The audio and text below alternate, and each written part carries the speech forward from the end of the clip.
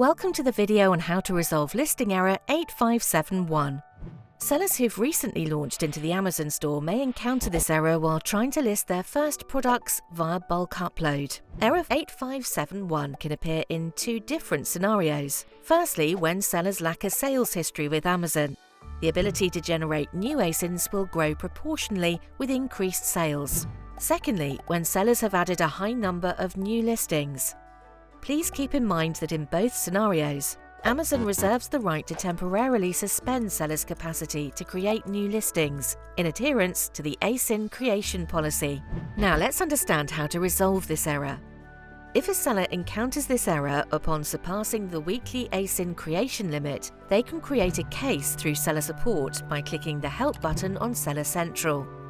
The case log must contain information on the respective store, detailed description of the issue, and the screenshot of the error. Once the case is submitted, Amazon support team will review sellers' metrics and validate if they are complying with ASIN creation policy. If the seller is compliant, the temporary suspension will be removed and they will be able to list additional products.